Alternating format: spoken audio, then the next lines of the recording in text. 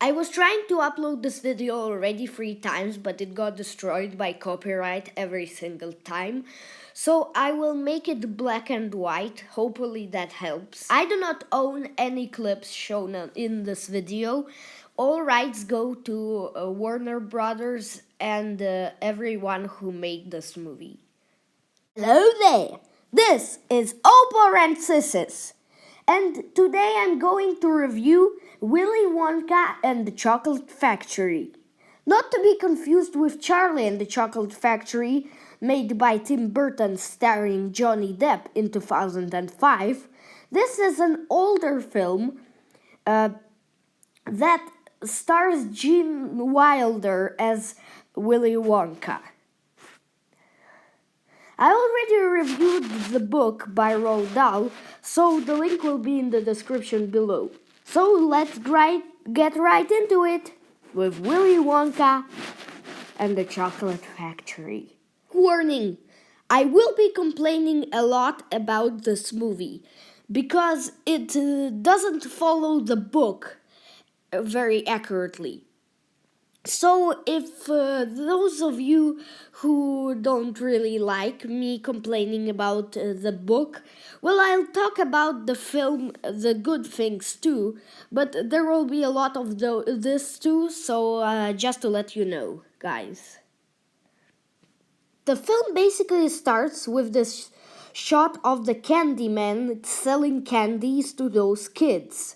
However, as we later learn, and we already know from the first chapter of the book, our main hero, Charlie Bucket, is very poor, so he can't afford any of those sweets. And the temptation is incredible.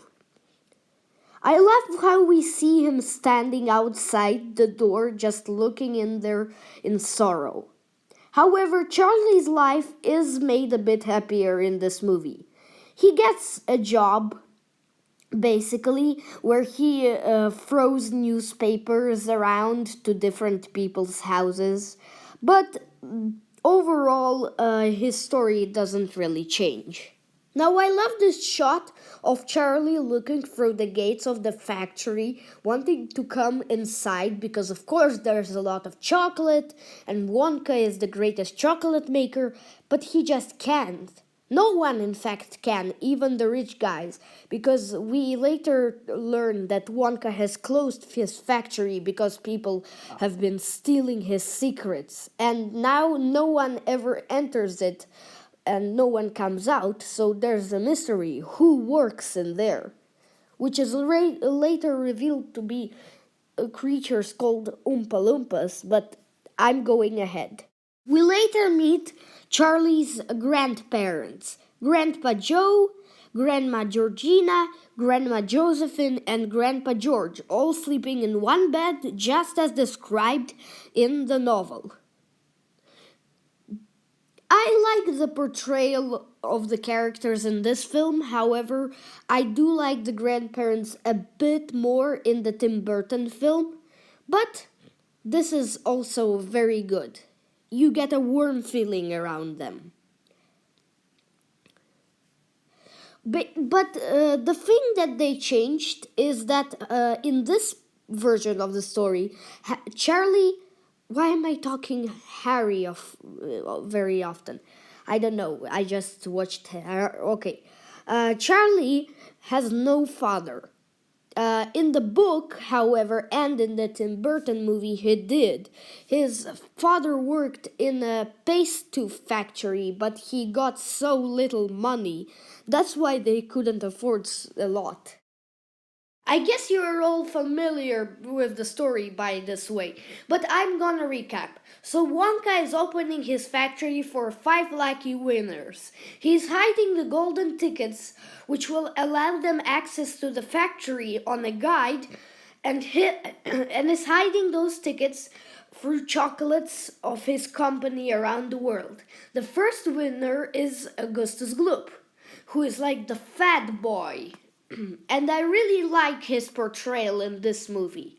Although I would prefer the Tim Burton one, it really shows how fat and unhealthy the whole family is, not just him. Then we have Slugworth, whispering evil things into their ears. Well, the whole Slugworth thing, it wasn't in the books. It's an addition that only this movie adds. And despite not having nothing against it, I don't need it. Like, basically, Slugworth is one of those people who stole the recipes. That's why Wonka closed the factory, and he wants to uh, take the everlasting God stopper. But at the end, it turns out that he was actually working for Wonka, and that he was testing which child will be the best. And the ending is completely changed. We'll talk about that later, but it's ridiculous. I don't like this edition, like, at all. So, this edition creates an enormous plot hole. It is impossible for Slugworth to be with all those kids when they win the ticket. You see, he is with all the kids whispering the bad advice, but especially with Charlie. How does he know? I mean, they're in different countries. They win in different countries. Is he taking a plane to each of the countries? Because that's just ridiculous. And also, how could he know Charlie won? Charlie won just by not knowing himself. It's just he opened the bar, and then all of a sudden it's the golden ticket, and then he just came, and it's ridiculous. The next lucky winner is Veruca Salt, a spoiled girl who gets everything she wants. And this is the most accurate portrayal of a character I could ever wish for in this movie. I love this Veruca much more than the new Veruca from the Tim Burton movie.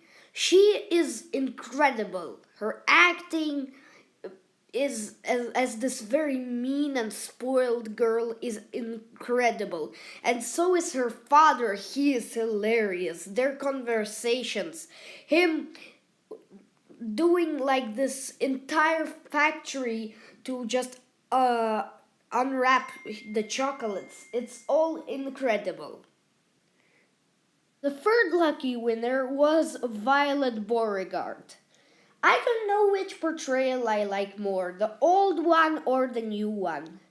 But I would say they show very different characters. They both show mean characters, but this one is a much more like a much more charming girl than the girl in the new one. So I'm not sure about her specifically.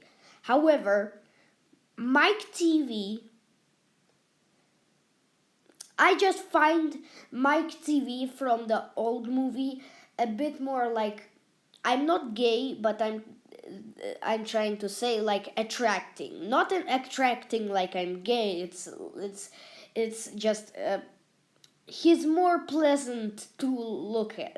I don't know. Now let's just go on with the introduction of Mr. Willy Wonka. The build up to this is amazing. There was so much like tension, like come on, he's coming, like we didn't see him, and then now that he finally came out, he's like, oh, and he's walking with this cane with with the legs, and I love it because he's actually playing a prank on those guys. So I do find it a bit long, like it's a bit stretched, but overall I love how he just like look at this, like wait for it. Oh, one. Yeah, here. Yeah, this part, love it.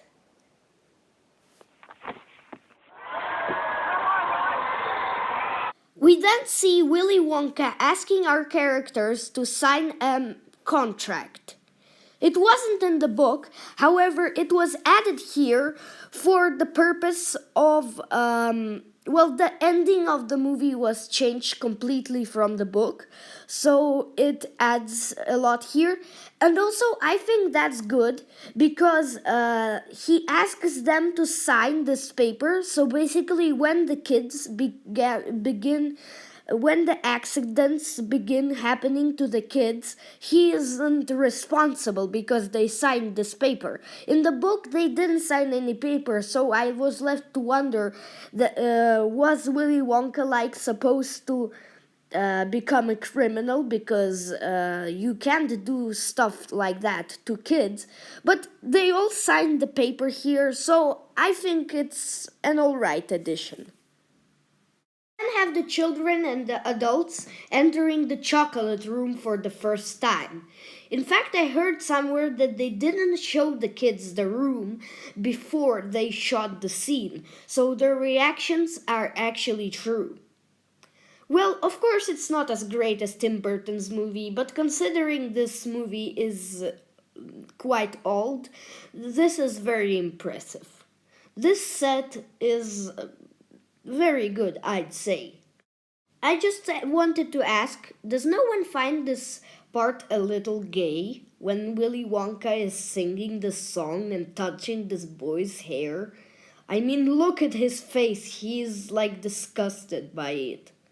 We then see this hilarious scene of Augustus falling into the chocolate river, with Mr. Willy Wonka doing everything so that he can fall. He is the exact reason why Augustus falls anyway.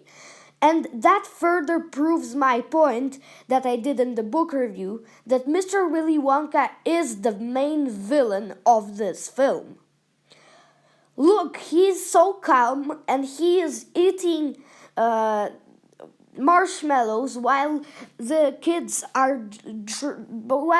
is actually drowning in his chocolate river. He's just eating marshmallows. So tasty. I told you it'd come to this. I was right. I told you it would come to this. I was right. Thanks for watching. Part 2 is coming up really soon. Like this video, subscribe to the channel, follow me on Facebook, link in the description below, and click that notification bell to stay up to date with all my content. Open Rancis is out. Thank you very much and share this video.